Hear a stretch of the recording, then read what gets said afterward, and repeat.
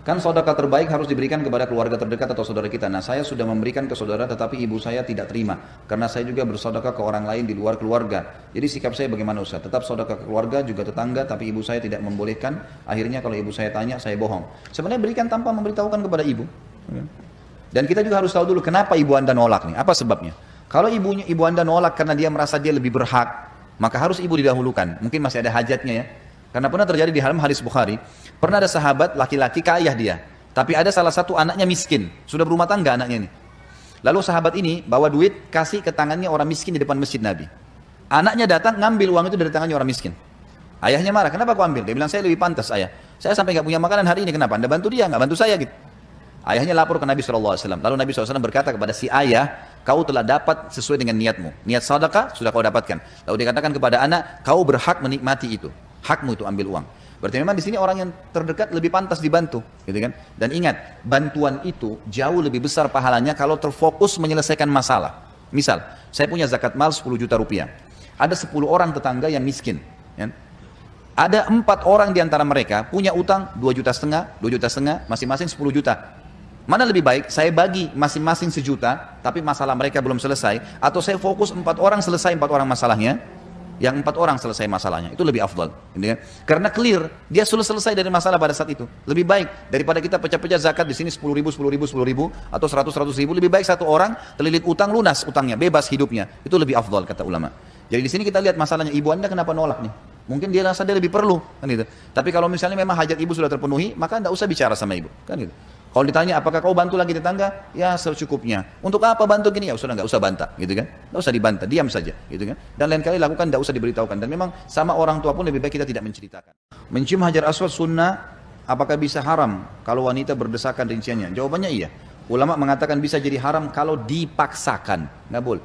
Karena sunnah. Ingat, ada hadis Bukhari menjelaskan Nabi Muhammad SAW di zaman beliau ya, di zaman beliau masih kosong tawaf, bisa cium hajar aswad kapan saja. Beliau pernah tawaf di atas unta dan tidak cium hajar aswad, berikan isyarat dengan tangan di atas untanya. Berarti bukan kewajiban, itu sunnah. Apalagi sekarang, kalau sekarang saya selalu larang jemaah saya, karena sudah jadi fitnah, orang siku-sikuan, orang pukul-pukulan, untuk apa nih, gitu kan? Lebih baik jangan, berikan isyarat dengan tangan selesai. Kalau memang ada kemudahan, alhamdulillah. Terutama ibu-ibu jangan, sudah secara mutlak sekarang jangan. Kecuali ada peraturan nanti diterapkan oleh kerajaan Saudi yang bisa rapi, ada antri segala, itu lain. Tapi kalau enggak maka nggak bisa. Saya kemarin sempat bicara sama salah satu teman saya di Saudi.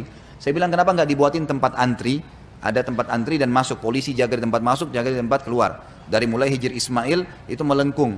Jadi orang kan cuma sebentar cium keluar. Itu jadi tidak desak-desakan kayak sekarang gitu. Nah ini mudah-mudahan bisa jadi masukan karena beliau sering berbicara dengan pihak-pihak yang bertanggung jawab. Bagaimana cara Rasulullah SAW mendoakan kedua orang tuanya, mengacu pada riwayat bahwa ayah ibu Rasulullah ada di neraka? Tentu saja orang tua yang kafir tidak didoakan, gitu kan? Dan itu penyampaian baginda Nabi SAW kepada kita, riwayat Imam Muslim. Kalau ayah dan ibu beliau di neraka. Dan ada Nabi sebelum beliau memang sudah begitu. Nabi Ibrahim, kakek kesekiannya Nabi Muhammad SAW, ayahnya Azar meninggal dalam keadaan kafir. Di atasnya lagi kakeknya Nabi Nuh, istri dan anaknya, gitu kan, dalam keadaan kafir. Itu sudah ada sunnatullah. Tentu saja kalau dalam keadaan kafir ada riwayat-riwayat yang menjelaskan tidak akan diterima oleh mereka riwayat tersebut. Sebagaimana riwayat tentang ibu beliau. Ya, dalam riwayat Imam Muslim pernah Nabi SAW menziarahi kuburan Aminah ibu beliau di Rabwa, wilayah dekat Mekah. Kemudian beliau menangis terisak-isak. Kata Umar, ya Rasulullah, kami belum pernah lihat anda menangis seperti ini kecuali di Uhud pada saat paman anda Hamzah terbunuh. Kata Nabi SAW, ini kuburan ibu saya wahai Umar. Saya memohon kepada Allah untuk menziarahinya, saya diizinkan. Saya mohon kepada Allah untuk ya beristighfar, memohon ampun, saya tidak diizinkan. Gak boleh lagi memang mendoakan orang mati. Dan itu Nabi SAW tidak mendoakan, tidak beristighfar, gitu ya. Allahu alam, itu hukum syar'i kita. Dan ini sama sekali tidak menurunkan ya derajat Nabi Muhammad SAW. Jangan salah faham. Jangan anggap Nabi SAW kalau begitu berarti derajatnya terendah. Masa orang tuanya kafir, itu kuasa Allah, bukan campur tangan kita. Bapak ibu saya sarankan sibukkan diri dengan diri anda sendiri. Perbanyak amal soleh. Jangan selalu protes apa yang Allah sudah turunkan sebagai hukum. Bukan wewenang kita masuk ke situ. Kan itu. Jadi nggak usah. Kalau kita mau protes, banyak diprotes tuh. Kenapa Allah buat siang sama malam? Kenapa nggak malam saja? Kenapa Allah buat laki-laki dan perempuan? Kenapa nggak ada jenis kelamin yang lain? Itu haknya Allah sebagai pencipta. Kita nggak boleh masuk memprotes sampai ke situ ya. Jadi sibukkan diri dengan apa yang diperintahkan, tinggal yang dilarang, insya Allah sudah aman. Mendengar dari ciri-ciri isi neraka sebagai wanita begitu dekat sekali dengannya. Lalu apa saja yang harus saya lakukan sebagai muslim atau istri yang baik yang sesuai dengan tuntunan Allah SWT dan sunnah Nabi SAW? Itulah tadi jawabannya di pertanyaan ibu sendiri yang terakhir. Ibu harus patuh kepada Allah dan Rasulnya. Apa yang diperintahkan oleh Allah dan Rasulnya kerjakan. Suami disuruh bakti. Suami adalah boneka tanda kutip yang Allah titipin. Ini suamimu ya. Layani dia, penuhi kebutuhannya, masak buat dia, didik anaknya. Karena saya, karena Allah maksudnya. Karena Allah mengatakan, maka saya akan berikan pahala. Kerjakan karena Allah, jangan karena suami. Karena kalau karena suami kita nanti jadi ada saatnya kita jengkel, ada masalah, nanti kita tidak jalanin kewajiban. Sama bapak-bapak juga begitu. Istri ini tanda kutip boneka Allah, ini istrimu ya, berikan nafkah dari hasil keringatmu, naungin dia, lindungi dia, didik dia. Karena saya akan berikan pahala, kata Allah SWT. Jadi harusnya begitu. Jadi jadikan pasangan, anak-anak juga adalah amanah dari Allah. Didik mereka ikhlas karena Allah akan kasih pahala. Orang tua kita bakti karena Allah. Kita bersedekah, berinteraksi sama orang, apa saja karena Allah SWT. Berada di rel agama itu sudah benar. Dan ikuti Allah dan Rasulnya. Itu saja yang Anda lakukan. Insya Allah akan aman. Dan sabar sedikit meninggal dunia. Lakukan ketaatan. Jangan pernah terpengaruh dengan cacian orang, hinaan orang. Kamu alimnya, kamu begini, biarin aja dia ngomong. Gak masalah. Gitu kan? Jadi istiqomah aja di agama Allah. Dalam buku Rasulullah SAW berkisah tentang surga neraka banyak dikisahkan oleh para sahabat Nabi yang mendengar sabda Nabi SAW yang kebanyakan menceritakan tentang laki-laki antara lain akan diberikan kekuatan 100 laki-laki untuk satu orang laki-laki. Masing-masing laki-laki akan diberikan 2 orang bidadari, di mana bidadari mendampingi di sampingnya, samping bahunya dan satu lagi di kakinya. Pertanyaan, bagaimana dengan wanitanya? Apakah akan dipertemukan antara pasangan suami istri di dunia? Ini bahasan tentang surga nanti ya. Akan ada bahasanya tentunya. Memang di surga ya akan ada bahasan, kita bahas masalah itu. Setiap penghuni surga laki-laki itu akan memiliki 2 orang pasangan. Itu sudah hukum Allah nanti di akhirat, gitu kan? Dan itu tidak ada lagi urusan seperti di dunia, kita terbawa ego, perasaan, tidak ada. Memang di surga poligami. Memang sudah begitu. Hukumnya begitu. Nah, tinggal hukumnya kalau ada wanita yang tidak sempat menikah di dunia, tidak punya suami, gadis tua meninggal, maka dia akan menikah dengan salah satu penghuni surga, gitu kan? Kalau ya ada wanita yang cerai sama suaminya, kemudian dia nikah sama laki-laki lain, dia akan ikut dengan laki-laki atau suami terakhirnya, gitu kan? Dan nanti di surga sudah nggak ada lagi kayak di dunia, mungkin ada perasaan, oh dia nikah sama orang lain nih, udah nggak ada lagi, perasaan sudah hilang. Semua orang hatinya akan seperti Ayub alaihissalam. Dalam hadis dikatakan, ya penghuni surga akan seperti Adam alaihissalam kalau laki-lakinya, gitu kan, tingginya, kemudian perempuannya seperti Hawa, dan wajah mereka seperti Yusuf, serta hati mereka seperti Ayub. Artinya Allah akan berikan kelebihan-kelebihan fisik, gitu. Nah, kelebihan wanita dunia, mereka kalau beriman, mereka akan jadi pemimpin wanita di surga. Pemimpin wanita di surga. Kata Nabi SAW dalam hadis, nanti kita pelajari di dalam surga itu sebenarnya ya. Nanti akan ada penghuni surga duduk, saking berubahnya istrinya menjadi wanita yang sangat luar biasa sempurna, datang ke sebelahnya di surga, di istana, lalu dia kaget, dia mengatakan, siapa kamu nih? Dia mengatakan, saya adalah istrimu. Sudah berubah, gitu kan? Jadi sudah tidak ada lagi kulit hitam, nggak ada lagi cacat tubuh, ya, nggak ada lagi pendek postur tubuh, udah nggak ada semua ini, gitu kan? Semuanya akan satu model, ya, dengan kelebihan fisik yang luar biasa. Kata Nabi SAW, kalau penghuni surga itu wanita dari yang beriman di dunia, dia masuk surga, dia akan jadi pemimpin bidadari.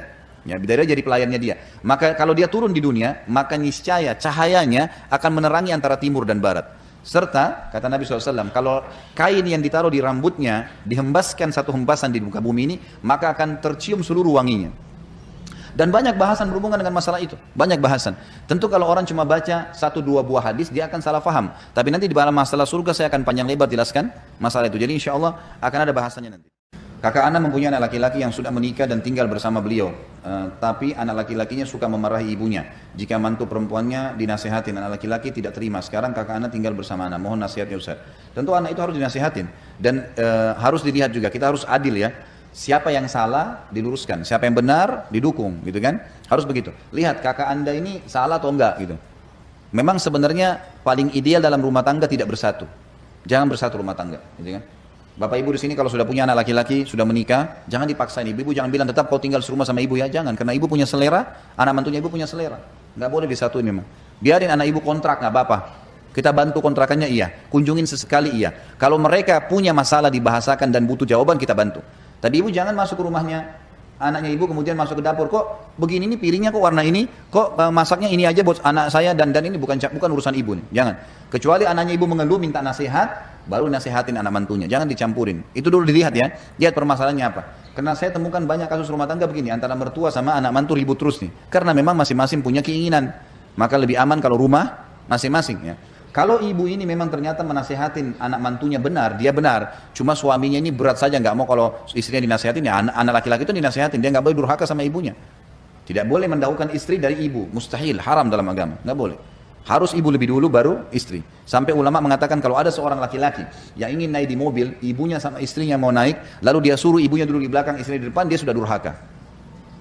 Kalau ada anak laki-laki mau keluar sama istri dan ibunya, lalu dia anak laki-laki ini suruh ibunya di kursi belakang dan istrinya di depan, dia sudah durhaka, nggak boleh. Kecuali ibunya minta, sudah ibu di belakang aja nak, boleh. Jadi ibu-ibu di sini juga harus mengalah, memang dengan bertua nggak bisa nggak. Mengalah itu pahala. Harus kita dukung suami kita bakti dengan orang tuanya. Pemilihan gubernur Jakarta lebih baik mana? Golput atau memilih Muslim? Yang ada meski track recordnya sekarang yang tidak amanah. Intinya, saya sudah pernah sampaikan Bapak Ibu sekalian, tidak boleh memilih pemimpin non-Muslim. Tidak boleh memilih pemimpin non-Muslim. Kecuali Anda berada di wilayah non-Muslim. Kita hidup di wilayah kita minoritas, memang harus mereka jadi pemimpin silakan. Tapi kalau di wilayah Islam tidak boleh. Itu sudah, mau dia adil kah, mau dia berani kah, mau dia apa, tidak boleh milih non muslim. Intinya itu, gitu kan? Ini sudah hukum sendiri. Bisa baca surah Al-Maidah ayat 7. Sebenarnya dalilnya Al-Maidah ayat 54 sampai 58 ya. Tapi ayat 57 jelas. Allah mengatakan, hai orang-orang beriman, jangan pernah menjadikan pemimpin orang-orang yang telah kafir dari ahli kitab, Yahudi dan Nasrani, dan orang-orang musyrik. Nggak boleh. Ya, baik, saya bacakan lebih baik ayatnya supaya jelas ya. Silakan dibuka Al-Maidah ayat 54 mulai ya. Sudah buka? Baik, saya bacakan ayatnya. Saya bicara ini masalah hukum syar'i ya. Saya tidak ada dukungan sama sekali kepada calon manapun. Tapi saya ditanya tentang hukum syar'i, saya menjelaskan hukum syar'inya, dan ini perlu dijelaskan karena banyak umat Islam sekarang yang ngomong tidak ada ilmu nih. Nggak apa-apa, inilah, itulah, daripada apa ini? Kalau nggak ada ilmu jangan ngomong. Ini firman Allah kekal sampai hari kiamat. Dengarin ayatnya. A'udzubillahi minasyaitonirrajim, ayat 54 Al-Maidah. Ya ayyuhalladzina amanu may yartadda minkum an dinihi fasawfa ya'tillahu biqaumin yuhibbuhum wa yuhibbuna. Sampai sini tahan dulu ayatnya, saya terjemahkan perlet-perlet ya. Ya ayyuhalladzina amanu, hai orang-orang yang beriman, may yartadda minkum an dini, siapa yang murtad dari kalian dari agamanya, fasawfa ya'tillahu biqaum, Allah akan datangkan penggantinya orang yang murtad itu, satu orang murtad dengan satu kaum. Satu kaum itu minimal 3 orang. Jadi kalau ada orang murtad, biarin aja murtad sudah. Dinasihatin, nggak mau dengar, biarin aja sudah. Islam nggak butuh dengan orang seperti itu. Dong Islam yang dibutuhin kok. Orang kalau masuk Islam selamat, kan gitu. Orang keluar dari Islam ya masuk neraka. Jelas konsepnya. Kalau kita sudah nasihatin, nggak mau dengar ya sudah. Dan Allah janjikan kalau ada yang murtad satu, Allah akan gantikan dengan satu kaum. Kaum minimal 3 orang.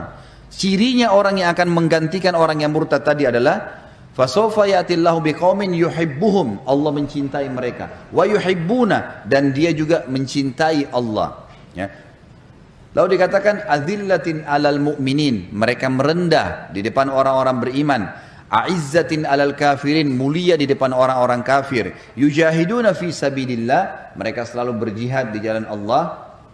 Di sini dikatakan yujahiduna fi sabilillah, mereka berperang di jalan Allah, wala yakhafuna laumata laim, mereka tidak pernah takut sama sekali. Dzalika fadlullah yu'ti man yasha, itu karunia Allah, Allah berikan kepada siapa yang dia inginkan. Wallahu wasi'un alim, Allah itu zat yang maha luas dan maha mengetahui. Lalu lihat firman ayat 55-nya, ini berlanjut sampai 58 ya.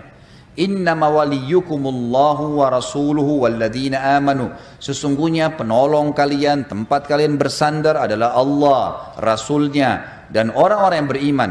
Alladzina yuqimunas shalah, yang ciri mereka mendirikan salat, wa yu'tunaz zakah, dan mereka mengeluarkan zakat, wa hum raki'un, dan mereka ruku ya, mereka ruku. Ayat 56, mereka salat maksudnya. Wa may yatawallallaha wa rasulahu, siapa yang menjadikan Allah dan Rasulnya sebagai tempat pelindungnya, bersandarnya, maksudnya tempat rujukan. Allah Rasulnya bilang pilih yang ini, kita pilih yang ini. Enggak, haram, halal, menurut Allah dan Rasulnya. Fa inna hizballahumul ghalibun, sesungguhnya kelompok itu yang akan Allah berikan kemenangan. Lalu ayat 57 ini saksi bahasan. Ya ayyuhalladzina amanu. Maaf, berarti hanya sampai 57 ya. Ya ayyuhalladzina amanu, hai orang-orang yang beriman, la tattakhidul ladzina ittakhadhu dinakum huzuwan wa la'iba. Janganlah pernah kalian menjadikan ya orang-orang yang telah menjadikan agama kalian main-main, ya. Minal ladzina utul kitaba min qablikum, dari orang-orang yang menuntut Alkitab, Yahudi dan Nasrani. Sebelum kalian, wal kuffar, dan orang-orang kafir, aulia, sebagai pemimpin-pemimpin kalian. Wattaqullah, bertakwalah kepada Allah, in kuntum mu'minin, kalau kalian benar-benar orang yang beriman. Dan masih ada banyak ayat-ayat yang lain berbicara masalah ini ya. Tapi yang jelas kita hukum syar'inya di komunitas muslim tidak boleh memilih non-muslim. Baik, tinggal bagaimana solusinya Ustaz? Kalau seandainya tidak ada pilihan ya. Tentu saja saya sedih kalau mendengar dikatakan tidak ada pilihannya. Saya pribadi, masa Jakarta seluas ini ya, tidak ada satu pemimpin muslim bisa dipilih? Saya masih belum bisa nerima gitu.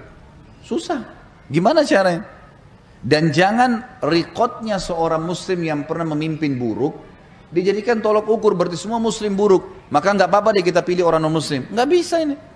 Masa orang yang pernah buruk satu lalu semua dipukul rata? Bapak Ibu mau di sini kalau ada seorang muslim pernah mencuri, kita semua pencuri? Nggak mau Pak. Udah dia dong sendiri. Kan itu. Orang kalau kerja di perusahaan, ada satu pegawai buat salah, maka dianya dihukum, bukan semua perusahaannya. Gitu. Nggak boleh ini. Gitu. Jadi harus kita berbuat adil ya, berbuat adil. Maka Allahu alam, yang saya lihat adalah semestinya sekarang semua ormas Islam, ya, semua yayasan, semua lembaga mengatasnamakan Islam harus bersatu untuk menunjuk pemimpin dan bukan mengedepankan egonya.